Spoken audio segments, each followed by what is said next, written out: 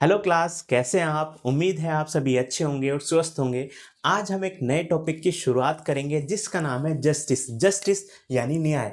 Justice के हम बारे में विस्तार में आने वाली क्लासेस में जानेंगे, मगर आज की जो हमारी क्लास होगी वो इंट्रोडक्टरी क्लास होगी। इसमें हम जानेंगे कि आपके और हमारे जीवन को जस्टिस कैसे प्रभावित करता है, क्यों हमारे और आपके जीवन के लिए जस्टिस महत्वपूर्ण है, आवश्यकता रखता है। सबसे पहले हम जानने की कोशिश करें, एक छोटा सा कॉन्सेप्ट मैप हम यहाँ बनाने की कोशिश कर रहे हैं जो आने वाली डेप्थ क्लासों में जब हम डीपली जान रहे होंगे तो आसानी से सरलता से जान सकें। तो हम जब आगे बढ़ते हैं उससे पहले एक विशेष बात को जरूर याद रखें। हमारी एक स्पेशल रिक्वायरमेंट या आपसे रिक्वेस्ट होगी, जब भी आप क्लास में रहें, स्पेशली पॉलिटिकल साइंस या अदर सब्जेक्ट किसी में भी, तो आपको क्लास में एक्टिवली पार्टिसिपेट करना होगा। वो कैसे? आपको अपना माइंड खुला रखना होगा, क्योंकि पॉलिटिकल साइंस अपने में एक साइंस है। ठीक है, आपने देखो ना पीछे साइंस वर्ड जुड़ा होता है। साइंस का सीधा मतलब यहाँ क्या निकलता है? साइंस में एक साइंटिफिक लैब में जाकर के आप फैक्ट को तलाशते हैं, उस पर इवेलुएट करते हैं, फिर निष्कर्ष पर पहुंचते हैं, तभी तो कंक्लूजन आपका सटीक बैठ पाता है, प्रॉब्लम सॉल्विंग सिचुएशन में आ पाते हैं। वैसे ही पॉलिटिकल साइंस खुद एक साइंस है, तो उसके पीछे भी साइंस वर्ड जुड़ा है। और इसका सीधा अर्थ क्या होगा कि हम अपनी सोशल लैब, यानी कि जो आप समाज है, स्टेट है, वो खुद एक लैब है।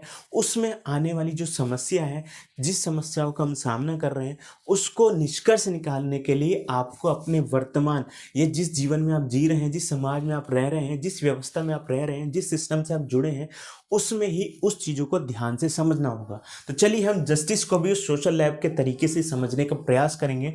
जस्टिस के अर्थ को, मीनिंग को सबसे पहले जानते हैं कि जस्टिस वर्ड किससे बना है। तो जस्टिस वर्ड लेटिन भाषा के शब्द जस से बना है, जिसका अर्थ होता है टाई या बॉन्ड। टाई और बॉन्ड का अर्थ ये हो गया कि समाज के प्रत्येक व्यक्ति को एक बंधन में बांधना, आपसी समझौते के तहत हो, चाहे वो सहयोग के तहत हो। हर एक समाज का अंग, यानी कि आप और हम किसके रूप में जुड़े हैं? जस्टिस के नाम पर जुड़े हैं, जिसमें प्रत्येक व्यक्ति को समाज की विचारधारा के साथ, समाज के विकास के साथ, समाज के उस अंग के साथ आपको जोड़ना है जहां पर आपको सभी अधिकार मिल पाए। तो हम इसे थोड़ा और आगे जानने की कोशिश करें कि आखिर किसको बांधने का प्रयास करते हैं। हम कहते हैं जब भी हमें अपने भारतीय स्टेट की बात करनी हो, इंडियन स्टेट के नेचर की बात करनी हो, भारतीय राज्य की प्रकृति की बात करनी हो, तो हमने आपको हमेशा से हर क्लास में बताया, चाहे आप इंटरव्यू में जाए, चाहे आप नेट जेआरएफ की तैयारी करें, तो आपको ये पूछा जाता है। ठीक है, उसमें सीधे पूछा जाता है कि भारतीय स्टेट का नेचर कैसा। तो हम बस एक वर्ड याद रखते हैं, मल्टी, यानी कि बहु। Multi caste, multi religion, multi region, multi region. इस तरीके से भारत का, और विचारधारा को भी इसमें हम जोड़ सकते हैं। हमारे यहाँ पे मल्टी विचारधारा भी तो मिलती है ना, आइडियोलॉजी भी देखने को मिलता है। उस मल्टी के बाद भी हम क्या है, किस आधार पर जुड़े हैं? टाई एंड बॉन्ड है। किसके आधार पर? चाहे उस संविधान ने में बांधने की कोशिश की हो, या हम कहते हैं ना कि विविधता में ही एकता है। वो भारतीय परिदृश्य कैसा है? विविधता में ही एकता है। तो हमने क्या किया कि हम भी किस रूप में जुड़ रहे हैं? विविधता में एकता के नाम पर जुड़े हैं, या कहें उस समाज में चाहे वो कितना भी विविध है, कास्ट के आधार पर, जेंडर के आधार पर, हम कहते हैं रीजन के आधार पर, हम कहते हैं रिलीजन के आधार पर, फिर भी हम किस रूप में जुड़े हुए हैं? हम भारतीय स्टेट के नेचर में मल्टी के आधार पर जस्टिस के नाम पर जुड़े हुए हैं, कि समाज में प्रत्येक व्यक्ति को हमने सहमति व्यक्त की है कि जो अधिकार मुझे मिले होंगे वो अधिकार आपको ही मिलेंगे, तभी हमारा समाज एक जस्टिस कायम कर पाएगा। हम इसे बहुत ही सरल और अच्छे एग्जाम्पल से समझने का प्रयास करेंगे। एक ऑफिशियल एग्जाम्पल है जो आपको आने वाली क्लासेस में पढ़ना भी होगा, वो है जॉन रॉल्स। जॉन रॉल्स ने एक कॉन्सेप्ट दिया, उसका नाम दिया चैन रिएक्शन या कनेक्शन। आखिर चैन रिएक्शन या कनेक्शन का अर्थ क्या होता है? चैन रिएक्शन, जैसे आपने देखा होगा, एक चैन होती है, कहते हैं ना कि जंजीर होती है। जंजीर में आपने देखा होगा बहुत सारे कुंडे ऐसे जुड़े होते हैं। तब भी आप कभी ध्यान दिया होगा कि किसी भी एक कुंडे में जंग लग जाए, वो खराब होने की स्थिति में हो, टूटने की स्थिति में हो, तो आप क्या कहते हैं? यार ये पूरी चैन खराब हो जाएगी। आप ये कहते होंगे, समझते भी होंगे, किसी ने कहा होगा कि तो चैन खराब हो रही है। वैसे ही इन्होंने कहा कि उस चैन में इन्होंने किससे जोड़ दिया? उसे समाज से, उस व्यवस्था से जिसमें आप और हम रहते हैं। समाज में एक भी व्यक्ति अगर कमजोर स्थिति में है, या उसको हम जस्टिस प्रोवाइड नहीं करा पाए, वो उसको अधिकार नहीं प्रोवाइड करा पाए, तो इसका सीधा मतलब क्या हो गया? समाज हमारा कमजोर हो जाएगा। जाएगा। हो सकता है कि वह व्यक्ति जो समाज की कमजोर कड़ी था, जिसे हमने अधिकार नहीं दिए, आने वाले समय में वो अनार्की पैदा कर दे या कहीं अराजक स्थिति में समाज को लेकर चला जाए। तो इसलिए ही कहा कि समाज में जब हम टाई एंड बॉन्ड कर रहे हैं तो प्रत्येक व्यक्ति का, आपको और हमारा ये राइट है या कर्तव्य है कि उस कड़ी को भी मजबूत बनाया जाए। इसके आधार पर हम किसके आधार पर जुड़े, टाई एंड बॉन्ड के आधार पर जो, जिसमें हमने एक आपसी सहमति एक दूसरे को दी है कि जो अधिकार आपको मिले वही मुझे मिले। हम इसे देखें कि आखिर उस कड़ी को हम मजबूत बनाए क्यों, कड़ी मजबूत क्यों बनाई जाए, वो इसलिए बनाई जाए, वो कैसे बनाई जाए, उसके लिए हम क्या करेंगे, सबको समाज में उचित स्थान और अधिकार उपलब्ध कराने की कोशिश करेंगे। कैसे अधिकार, वो देखो ये दोनों ही वर्ड बहुत बड़े वर्ड है। हिस्टोरिकल रूप से देखें, वर्तमान में देखें, आने वाले फ्यूचर में देखें, ये डिबेट कभी खत्म होगा ही नहीं। जब हम डेप्थ में जाकर के पढ़ेंगे, आपने कई बार मेंस में देखे होंगे कि इसके आधार पर क्वेश्चन आ जाते हैं, मगर ये समय समय पर होने वाला बहुत लंबा डिबेट है, उसे हम आने वाली क्लास में समझेंगे। बस आप इतना जानेंगे कि जस्टिस प्रोवाइड करने के लिए सरलता रूप से हम जाने तो क्या कहते हैं, प्रत्येक कड़ी को, प्रत्येक व्यक्ति को, समाज के अंग को हमने उचित स्थान प्रोवाइड कराना है समाज के अंदर, और उसको उचित अधिकार देने होंगे। अधिकार चाहे वो राजनीतिक हो, सांस्कृतिक हो, सामाजिक हो या आर्थिक आधार पर हो, ठीक है। तो हमने इसे और अच्छे से जानने के लिए हमने क्या किया, डी राफेल साहब जो ब्रिटिश फिलोसफर हैं, उनकी डेफिनेशन को जानने का प्रयास करते हैं। उन्होंने ये कहा कि समाज में दो तरीके के व्यक्ति होते हैं। एक वह व्यक्ति जो रिफॉर्म की बात करता है, सुधारों की बात करता है। और सुधारों की बात आखिर कर क्यों रहा है, वो सुधारों की बात इसलिए कर रहा है क्योंकि वह न्याय की इस व्यवस्था में कहीं ना कहीं अपने आप को अभागा, या कहीं समाज में उसे हिस्टोरिकल रूप से कहीं ना कहीं डिस्क्रिमिनेशन, भेदभाव का सामना करना पड़ रहा होगा। अब वह कह रहा है जो बना बनाया सिस्टम है उसमें थोड़ा रिफॉर्म किया जाए। किस आधार पर हो, मुझे भी समाज में उचित स्थान और अधिकार प्राप्त हो सके, मैं भी विकास की धारा से जुड़ सकूं।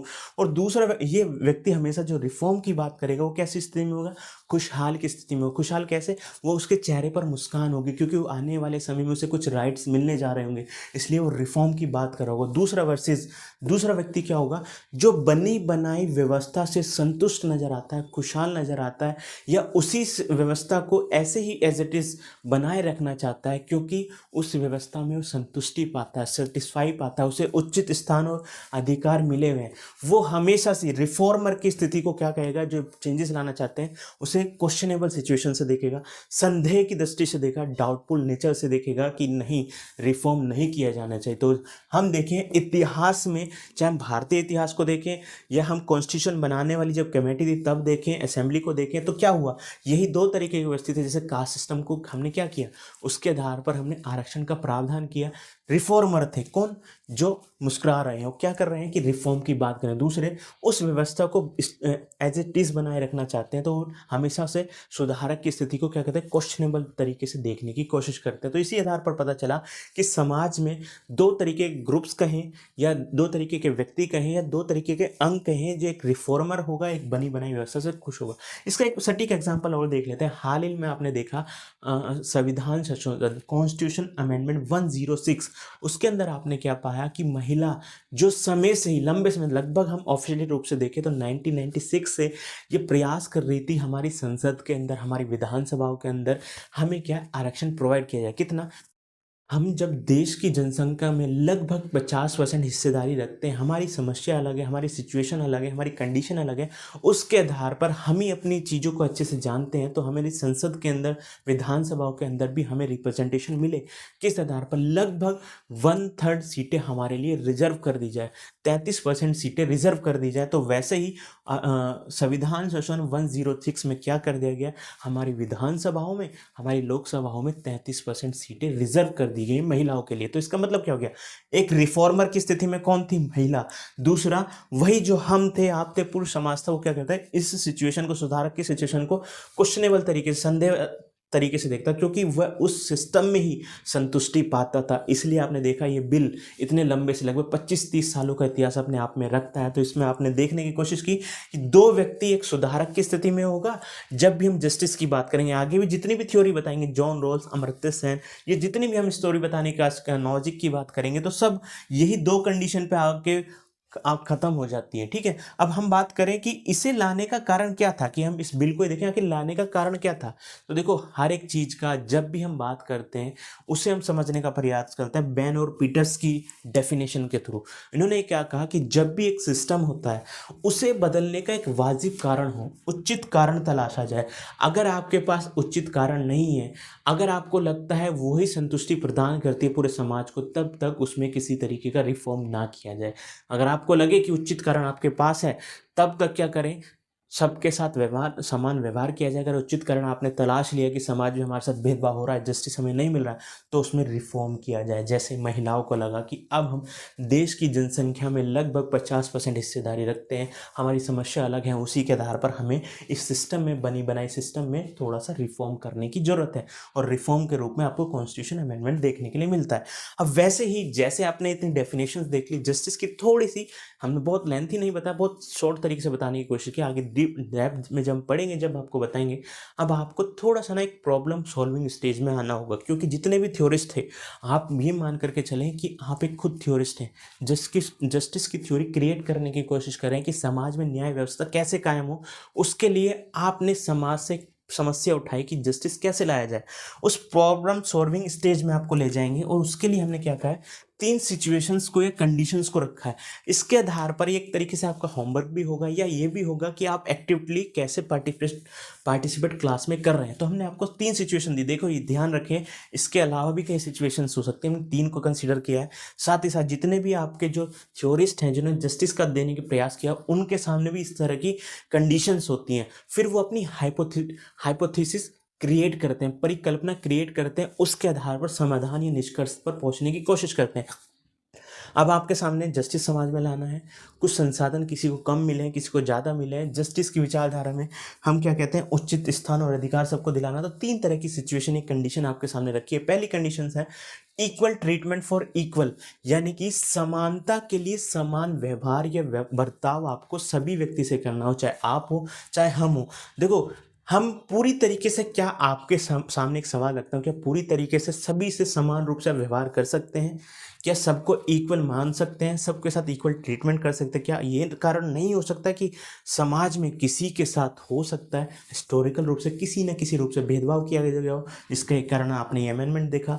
या कुछ भी एक कारण हो सकता है, कोई भी व्यवस्था, बस याद रखें, कोई भी एक जो हाइपोथेटिकल, ये कहें हाइपोथेसिस होता है, पूरी तरीके से 100% प्योर रूप से सटीक नहीं हो सकती। इसलिए सिचुएशन में हमें रहना होगा, हमें ऑप्शंस में से किसी एक बेस्ट ऑप्शन को चुनना होगा। हो सकता है कोई एक बेस्ट ऑप्शन भी ना हो, इन तीनों का ही मिक्सचर हमें लेना पड़े। जब हम थ्योरी पढ़ाएंगे ना, तो आपको बताएंगे कैसे जॉन रोल्स, अमर्त्य सेन या नॉजिक वगैरह इस सिस्टम में से किस किस विचारधारा को, किस किस कॉन्सेप्ट को अपने साथ रखते हैं, किस परिकल्पना को अपने साथ रखते हैं, उसके बाद निष्कर्ष पर पहुंचते हैं। दूसरे पे बात करें, समानुपातिक स्थिति, यानी कि प्रपोर्शनेट कंडीशन। इसमें क्या होता है कि आपको देखने का, समझने का प्रयास करना होगा कि समाज में हम सबको जस्टिस तो देना चाह रहे हैं, वो किस आधार पर? हमने बस कंसीडर कर दिया योग्यता के आधार पर। अब जितने योग्य आप होंगे या हम होंगे, उसके आधार पर आपको ए कैटेगरी में रखा जाएगा, बी कैटेगरी में, सी कैटेगरी, डी कैटेगरी में। यानी कि उस योग्यता के आधार पर, अपनी योग्यता के आधार पर आपको कंसीडर कर लिया जाएगा इन कैटेगरी में से।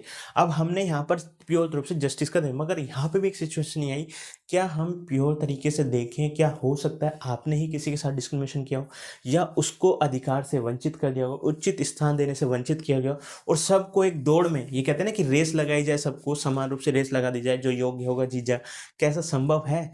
किसी मामले में संभव नजर आएगा, किसी में ये नहीं नजर आएगा। आपको हमें इसे भी रिफॉर्म करने की जरूरत होगी। तीसरी सिचुएशन पे जाएं, रिकॉग्नाइजिंग स्पेशल नीड्स, हमें विशेष जरूरतों का भी ख्याल रखना होगा। यानी कि तीसरी सिचुएशन, एक कंडीशन आपके सामने ये निकल कर आई, जब आपने परिकल्पना, हाइपोथेसिस तैयार करने की कोशिश की, कि हमें यह भी तलाश करना होगा कि हो सकता है कि प्रत्येक व्यक्ति की, आप जो देखने का प्रयास करें, हमें देख रहे हैं, सुन रहे हैं, कि आपकी समाज में स्थिति अलग हो सकती है, आपको स्थान अलग दिया गया होगा, आपको अधिकार अलग मिले होंगे, ऐतिहासिक रूप पे किसी न किसी रूप से आप प्रताड़ित किए गए होंगे या अधिकार आपको नहीं मिलेंगे, उसके आधार पर राज्य क्या है, यानी कि हम एक जस्टिस तैयार करने के लिए उस विशेष ज़रूरतों का भी ख्याल रखें, जैसे हमने आरक्षण का भी प्रावधान किया। तो 3 कंडीशन से आपको सोचना होगा, अगर आप भारतीय समाज में जस्टिस कायम करना चाहते हैं, आपको लगता है समाज का कोई वर्ग अभी भी अपने अधिकारों से, उचित स्थानों से वंचित रह गया, तो उसे समाज की धारा से जोड़ने के लिए, उसे न्याय दिलाने के लिए, अन्याय को खत्म करने के लिए आप कौन सा ऑप्शन चुनते हैं? क्या तीनों में से एक ऑप्शन चुनेंगे, 2 ऑप्शन चुनेंगे? मगर आप अंतिम रूप से ना किस निष्कर्ष पर पहुंचेंगे? हमने कहा ना हाइपोथेसिस के बाद निष्कर्ष पर पहुंचेंगे। साइंस है, फैक्ट तलाशने होंगे, फैक्ट आपने तलाशे, उसके बाद निष्कर्ष पर पहुंचे। तो आप निष्कर्ष पर पहुंचेंगे तो एक ही डिमांड या मांग आपके सामने नजर आएगी। वो क्या नजर आएगी? वो मांग होगी पुनः वितरण, यानी कि रीडिस्ट्रीब्यूशन। जितने भी थ्योरीज देखेंगे वो इसी मांग पर आकर के, इसी निष्कर्ष पे आकर के खत्म हो जाते हैं। उनकी जो थ्योरी है आकर के खत्म होती है, वो क्या कहती है कि समाज में संसाधनों का, अधिकारों का, उचित स्थानों का, संपत्ति का, अधिकारों का, या कहें समाज में किसी भी रूप में हमें पुनः वितरण करना होगा जो संसाधन समाज के हैं। और उस पुनः वितरण का मतलब होगा दोबारा से हमें उस सिचुएशन में लाना होगा जिसमें प्रत्येक समाज का जो अंग हमारे साथ टाई एंड बॉन्ड हुआ था, जस के आधार पर बांधा गया था, क्या हमने उसको पुनः वितरण करने के लिए कोई प्रयास किए हैं? उसी के आधार पर हमारी जस्टिस की थ्योरी क्रिएट होती है। देखो ये सब चीज़ें ना हमने इस तरीके से फ्रेम की है कि आपको ये समझ आ पाए कि जस्टिस की थ्योरी बनती कैसे है। आपके क्वेश्चन अब वैसे नहीं आते कि फैक्चुअल आते हैं, अब आपके कॉन्सेप्ट वाइज भी आते हैं। चाहे आप मेंस की तैयारी कर रहे हो, नेट जीआरएफ की तैयारी कर रहे हो, तो सब चीज़ों में आप ये देखेंगे कॉन्सेप्ट जब तक आपके माइंड में नहीं है तब तक आप किसी भी फैक्ट को याद सही से नहीं कर पाएंगे। जब तक आप इस तरीके से सिचुएशन में नहीं आएंगे कि कुछ खुद से ही जस्टिस तैयार करने की कोशिश करें, थ्योरी के तैयार करने की कोशिश करें। पॉलिटिकल थ्योरी का मतलब कि आप भी तो आगे जाके थ्योरिस्ट बनेंगे, या आप भी तो रिफॉर्म करने का प्रयास करेंगे। आपसे ही क्वेश्चन पूछा कि कैसे रिफॉर्म किए जाएंगे, तो आपके सामने कंडीशन होंगी, उस कंडीशन के आधार पर अंतिम निष्कर्ष पर पहुंचेंगे। तो आप कहेंगे कि यार समाज में अधिकारों को डिस्ट्रीब्यूशन करो, संपत्ति करो, किसी भी रूप में करो। तो ये अभी तक हमने यहाँ जानने और समझने के प्रयास की, कोई भी एक थ्योरिस्ट हो या आप हो या हम हो, कैसे जस्टिस लाने का प्रयास करेंगे, जैसे एक कॉन्सेप्ट बनाने का प्रयास करेंगे। हमने आपको कुछ सिचुएशंस में डाला था, उसी सिचुएशंस के आधार पर बताया था कि कैसे एक थ्योरिस्ट जस्टिस की थ्योरी तक, फाइनल कंक्लूजन तक पहुंचा, और उसका आधार क्या था? हमने कहा था रीडिस्ट्रीब्यूशन, पुनः वितरण। उसी के आधार पर देखते हैं कुछ ना कुछ कॉन्सेप्ट यूरोपीय समाज में चलते रहे या भारतीय समाज में भी चलते रहे। सबसे पहले यूरोपीय समाज की बात करते हैं। 1971 में एक जॉन रॉल्स नामक व्यक्ति थे जिन्होंने ए थ्योरी ऑफ जस्टिस 1971 में बुक ला करके थ्योरी में एक नई क्रांति ला दी। जस्टिस की थ्योरी उन्होंने दी थी और उसमें यह बताया कि 2 तरह की विचारधारा या कॉन्सेप्ट चला करते थे, 2 तरीके के लोगों में डिबेट हुआ करता था। वैसे पहले थे प्रोसीड्यूरल जस्टिस वाले। आप ध्यान से देखेंगे यहाँ पे थोड़ा सा सेंस पता चलेगा, प्रोसेस की बात हो रही होगी। तो प्रोसेस का मतलब क्या हो गया? प्रक्रियात्मक न्याय। इसका कहने का मतलब ये था कि जब हम ये वाला कॉन्सेप्ट मेथड वाले या ये व्यक्ति जो थे प्रोसीड्यूरल जस्टिस वाले, जब ये निष्कर्ष पर पहुंचे, किसके आधार पर? रीडिस्ट्रीब्यूशन के आधार पर। तो उन्होंने ये कहा कि हमें अब समाज में न्याय लाने के लिए जो सहमति हमारे अंदर बनती है, हमने अपनी थ्योरी दी है, वो इस आधार पर रीडिस्ट्रीब्यूशन होगा कि हम सबकी योग्यता को कंसीडर करेंगे। आप योग्य हैं तो आप इसके काबिल हैं। हम बस क्या करेंगे, स्टेट यहाँ पर क्या करेगा, समाज यहाँ पर ये क्या करेगा, उस प्रोसेस को शुद्ध कर देगा। अगर आपके सामने कुछ हर्डल्स, परेशानी आ रही है उस प्रोसेस को, यानी कि आप कुछ एक कार्य करना चाह रहे हैं, उसमें आपको कोई परेशानी उत्पन्न करता है, आपको रुकावट डालता है या हर्डल्स पैदा करता है, तो उसे हमें रोकने का काम बस करेगा स्टेट। बाकी आपकी ये क्षमता होगी कि आपने वो संसाधन या एक फैक्ट्री लगाई, वो सफल हो पाती है नहीं हो पाती है। संसाधन हमने सबको समान रूप से प्रोवाइड करा दिए हैं, वो आपकी मर्जी है, आपने उस क्षमताओं का अच्छे से यूटिलाइज किया या नहीं किया। बस हमारा क्या करना, प्रक्रिया शुद्ध कर दो। रीडिस्ट्रीब्यूशन हमने किस आधार पर कर दिया कि हमने प्रक्रिया को शुद्ध कर दिया, सबको संसाधनों के रूप में सही माना, हमने योग्यता को कंसीडर किया, अब आप अपने तरीके से यूटिलाइज करेंगे।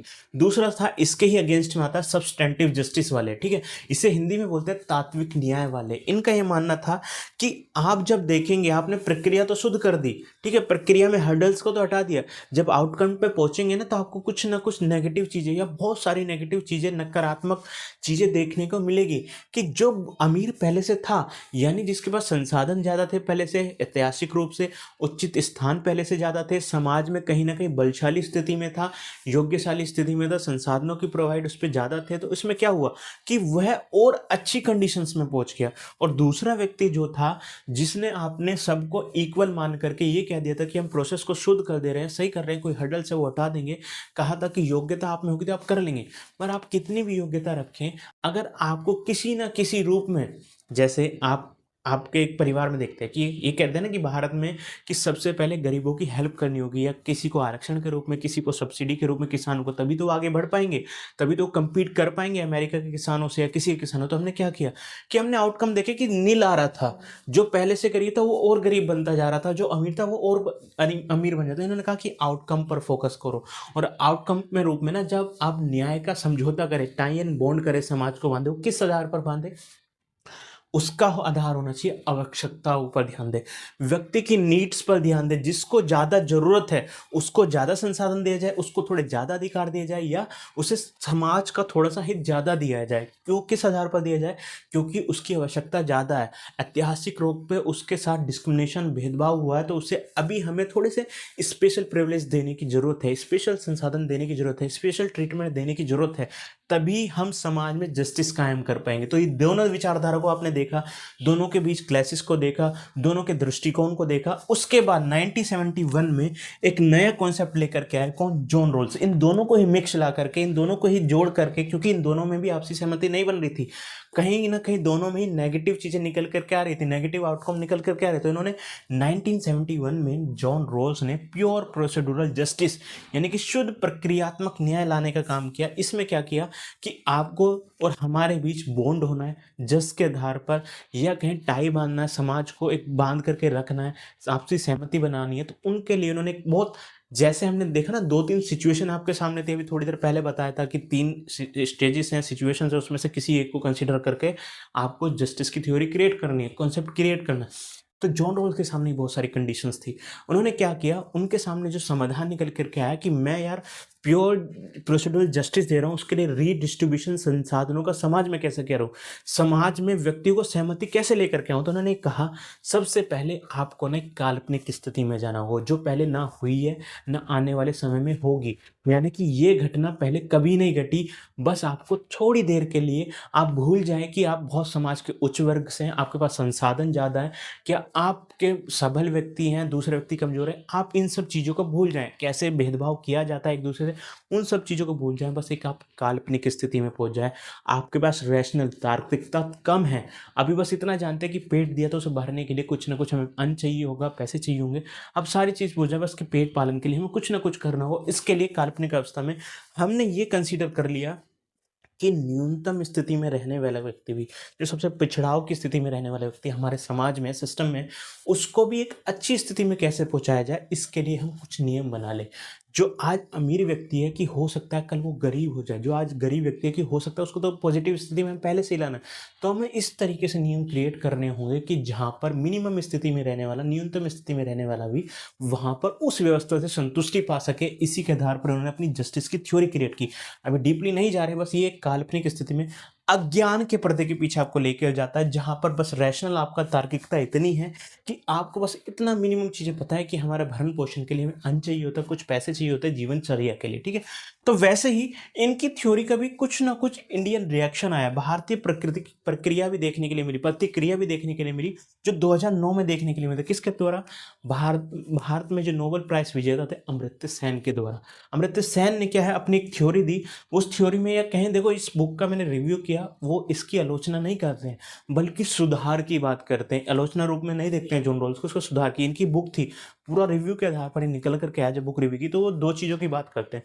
यूरोप के अंदर रेनेसा आया, जैसे हमने ये 2 चीज़ें बताई वहाँ पर, तो उन्होंने कहा कि यूरोप के अंदर रेनेसा आया, उस पुनः जागरण आया। उस रेनेसा के आधार पर उन्होंने देखा कि 2 तरह की विचारधारा दृष्टिकोण थी। पहला था दृष्टिकोण अनुभवतीत संस्थावाद, यानी कि ट्रांसेंडेंटल इंस्टीट्यूशनलिज्म।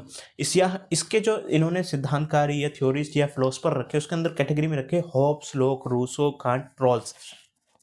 ये कहते हैं ये अनुभवतीत संस्थावादी, या इसे पारलौकिक दृष्टिकोण भी कहते हैं। इसमें ये कहा गया कि ये लोग क्या करते हैं, समाज में जस्टिस लाने के लिए अपनी एक थ्योरी दे देते, जैसे हॉब्स की बात करें, इन्होंने क्या किया, एक लेविथान दे दिया। उसमें क्या कर दिया गया, ये कहा गया कि समाज में अगर अराजकता खत्म करनी है, न्याय लाना होगा, तो एक ऐसा किंग हमें बनाना होगा जो बहुत शक्तिशाली हो, जो तलवार की नोक में समाज में जस्टिस कायम करे, अराजकता को खत्म करे। तो उन्होंने सीधे तौर पर इन्होंने ये कहना था कि ये वाले जो विचारधारा थी, ये इन्होंने अनुभव के आधार पर जस्टिस काम कर दिया, मगर इन्होंने ये नहीं देखा, उन कारणों की तलाश नहीं तलाशी, भेदभाव किस आधार पर है, क्यों डिस्क्रिमिनेशन समाज में होता है, कि उस डिस्क्रिमिनेशन का आधार क्या, जब तक उस पर आप डिबेट नहीं करेंगे तब तक आप सॉल्यूशन पे नहीं पहुंच जाएंगे, तब तक आप प्योर डिस्ट्रीब्यूशंस पर या संसाधनों के पुनः वितरण पर नहीं पहुंच जाएंगे। केवल एक शक्ति बनाने से, इंस्टीट्यूशंस, आपने कहा ना इंस्टीट्यूशनलिज्म, इंस्टीट्यूशन बनाने से ही काम नहीं चलेगा, सबसे पहले आपको अन्याय पर डिबेट करनी होगी। इसीलिए हम दूसरे डिबेट की तरफ चले, दूसरे दृष्टिकोण की तरफ चले, तो उन्होंने बताया एक दूसरा दृष्टिकोण होता है अनुभूति केंद्रित तुलनात्मक दृष्टिकोण, यानी कंपैरेटिव रियलाइजेशन। इसके अंदर इन्होंने कैटेगरी में रखा, सबसे बेस्ट एग्जांपल बताता हूँ मार्क्स का। इन्होंने कहा कि सबसे पहले हमने कारण तलाशे, कि जैसे हम कहते हैं ना कि मुर्गी पहले आई या अंडा पहले आया, वैसी सिचुएशन में आपको लेके चलते हैं। इन्होंने कहा कि ये वाला दृष्टिकोण ये कहता है कि जब तक न्याय के समाज में बात हो रही है ना, इससे पहले कुछ ना कुछ ऐसी चीज हुई होगी जिस पे हम न्याय पे पहुंचे, क्योंकि सबसे पहले अन्याय है, तभी तो न्याय की बात हुई ना। इन्होंने कहा जब तक आप अन्याय की बात अच्छे से नहीं करेंगे, चर्चा नहीं करेंगे, उस पर प्रतिवाद नहीं करेंगे, उस पर डिबेट नहीं करेंगे, तब तक आप कंक्लूजन पे, न्याय पर पहुंच ही नहीं सकते। तो मार्क्स ने कहा कि हिस्टोरिकल बैकग्राउंड के आधार पर, डायलेक्टिकल मेथड के आधार पर देखने की कोशिश की कि समाज में अन्याय कैसे, दास प्रथा के आधार पर, सामंतवादी व्यवस्था के आधार पर, पूंजीवादी व्यवस्था के आधार पर, उसी के आधार पर तलाशा कि संसाधनों में वर्ग संघर्ष है, किसके आधार पर, संसाधनों के लिए। तो इन्होंने कहा कि सबसे पहले हम उसका रीजन तलाशे, कारण तलाशे, कारण तलाशने के बाद ही निष्कर्ष पर पहुंचे।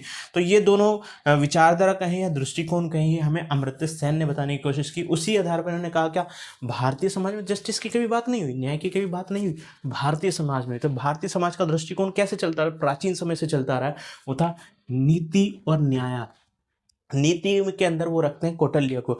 ये नीति को कंसीडर किससे करना हमने, अनुभवती संस्थावाद से। ये सेम उसकी तरह है कि भारत में इसका रोल नीति के रूप में था, यह दृष्टिकोण नीति के रूप में कायम था, जो आज भी चलता है।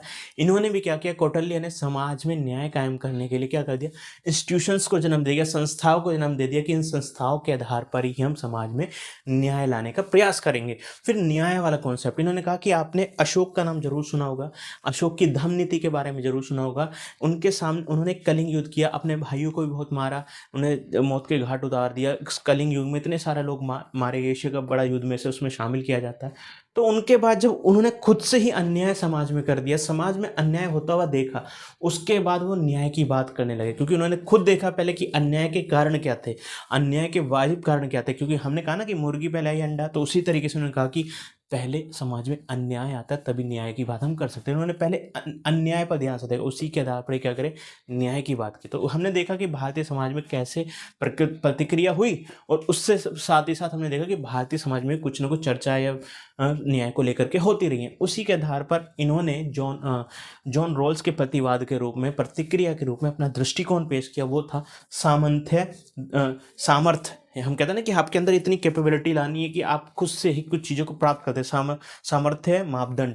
इन्होंने कहा कि समाज में न्याय लाना हो ना, तो सबसे पहले आपको क्या करना है, सबको कैपेबल बनाना होगा, उनको क्षमताओं में वृद्धि करनी होगी। वो कैसे वृद्धि आप करेंगे, संसाधन उपलब्ध कराकर, वही रीडिस्ट्रीब्यूशन की बात होगी। तो ये छोटा सा एक कॉन्सेप्ट था, चीज़ें थी, हमने बहुत मिनिमाइज तरीके से बताने की आपको कोशिश की। जब हम डेप्थ में पढ़ेंगे ना इन चीज़ों को, सबसे बड़ा चीज़ों को, एक एक अंक को, एक एक थ्योरी के पार्ट को अच्छे से समझेंगे। बस आपको हमने आज इस भूमिका में ला दिया कि आप एक खुद थ्योरिस्ट बने, कैसे थ्योरी क्रिएट करनी है, कैसे समझ विकसित करनी है, एक्टिवली पार्टिसिपेट कैसे करना है, समाज को सोशल रहम में रह करके कैसे आपको सोचना और समझना है, फिर निष्कर्ष पे पहुंचना है, वो आज हमने बताने की कोशिश की। हम अगली क्लास में मिलेंगे। आपके कुछ डाउट हो तो हमें ज़रूर बताइएगा, और डाउट लेकर के ज़रूर आना, तभी आप चीज़ों को अच्छे से समझ पाएंगे। शुक्रिया।